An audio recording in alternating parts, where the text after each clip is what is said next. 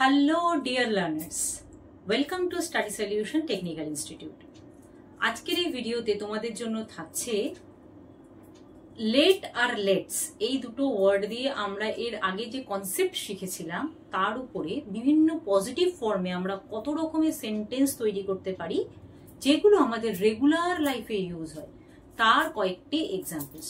কয়েকটি বললে ভুল হবে, অনেকগুলো আছে কিন্তু, তাই না? তাই সবকটা জানতে গেলে পরে পুরো ভিডিওটা কিন্তু শেষ পর্যন্ত দেখতে হবে।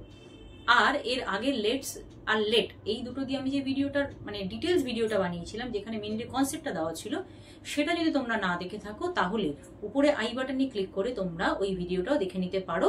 যদি মনে করো এই ভিডিওটা দেখার আগে দেখবে তাও দেখতে পারো, যদি মনে করো আগেটা দেখে নি তারপরে ওটা দেখবো তাতেও কোনো অসুবিধা নেই। কারণ এইটা বোঝানোর সময়ও আমি এমনভাবে জিনিসটাকে তোমাদের কাছে রিপ্রেজেন্ট করব যাতে তোমাদের কনসেপ্টটা ক্লিয়ার হয়ে যায়। ঠিক আছে? তো চলো আজকের ভিডিও স্টার্ট করছি।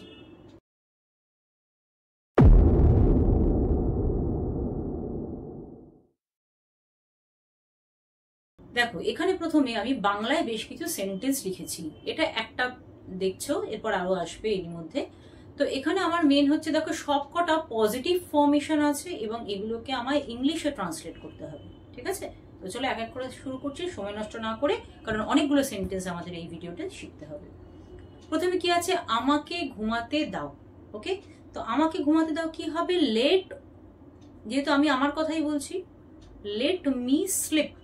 স্লিপ হচ্ছে এর ভার্ব, লেট মি স্লিপ। চলো একসাথে খাই। তাহলে এখানে আমি আমার একার কথা বলছি না, আমার সাথে আরো কয়েকজন আছে, তাদের সবাইকে মিলে বলছি, তখন হবে লেটস। লেটস খাওয়া ইংরেজি ইট, একসাথে হলো টুগেদার, লেটস ইট টুগেদার।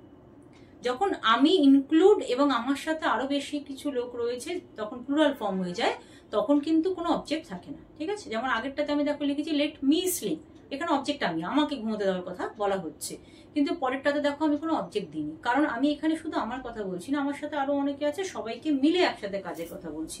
তো এই কারণের জন্য এখানে আমি কি করলাম, এই লেটস দিলাম এবং এখানে কোনো অবজেক্ট দিইনি। তাকে নিজের কাজ করতে দাও। তাহলে এখানে একজনের কথা বলছি, কোনো একজনকে তার কাজ করতে দিতে বলছি। So let her do, let her do her own work বা ওন টাস্ক। ঠিক আছে?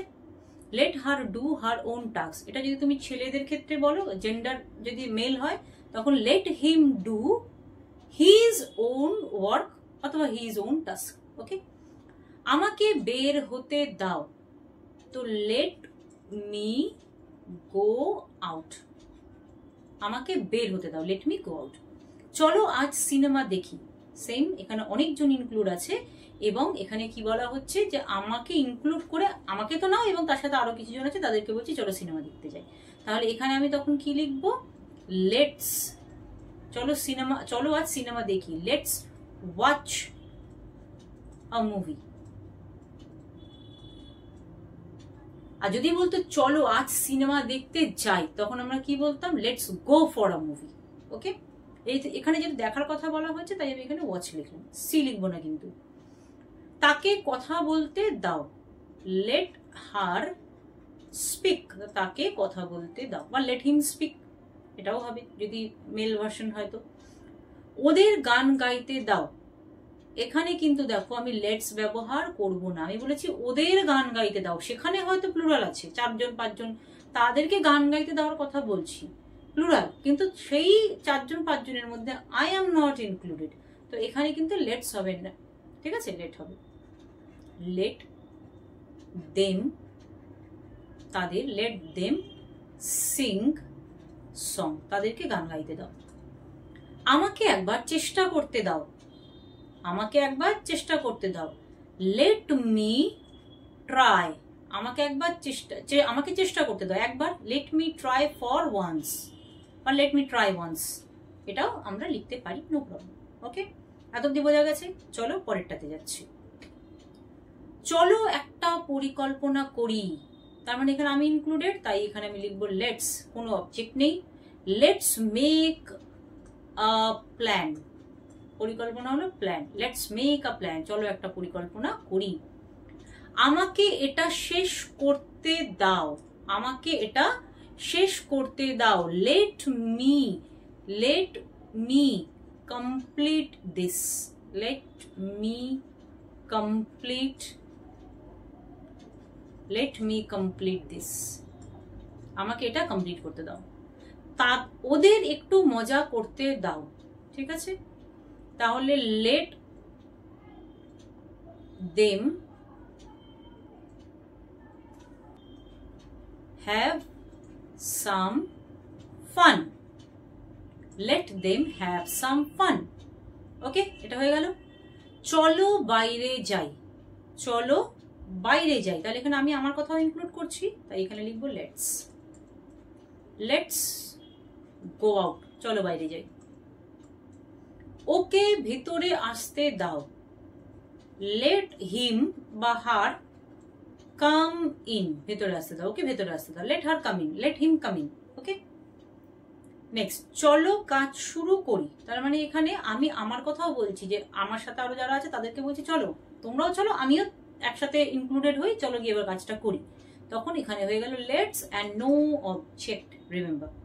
চলো কাজ করি, লেটস, আচ্ছা কাজ শুরু করি, লেটস স্টার্ট, এই যে শুরু করি, কাজ করি বলে ডু লিখতাম, কিন্তু শুরু করি বলেছে তাই start, let's start the work, চলো কাজটা শুরু করি। বা লেটস স্টার্ট ওয়ার্কও লিখতে পারি, কারণ কাজ তো নির্দিষ্ট করা নেই, তাই আমি না লিখলেও প্রবলেম নেই।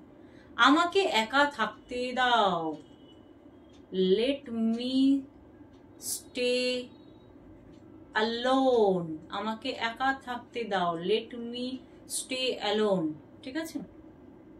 ওকে খেলতে দাও, ওকে খেলতে দাও, লেট হিম প্লে, খেলতে দাও ইংরেজি play, so let him play, ওকে খেলতে দাও। বোঝা যাচ্ছে তো? আশা করি আমি যথেষ্ট ভালোভাবে ক্লিয়ার করে বোঝানোর চেষ্টা করছি তোমাদেরকে, তাই না?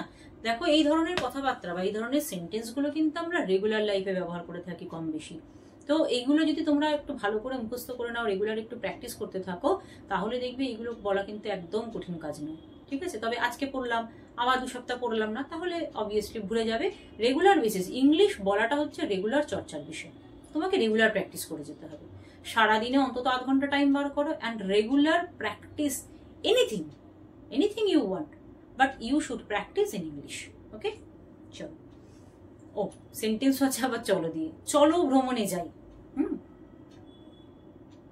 Let's go for a tour, চলো ভ্রমণে যাই, let's go for a tour, এখানে ট্রাভেল লিখবো না, ট্রাভেল কথাটার সাথে অ্যাডজাস্ট হবে না, ঠিক আছে? বা let's go for a holiday, হ্যাঁ হলিডে লিখতে পারো, বা ট্যুরটা বেটার।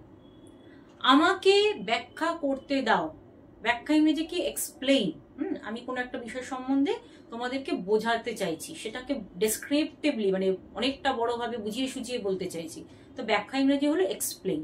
আমাকে ব্যাখ্যা করতে দাও, লেট মি এক্সপ্লেইন।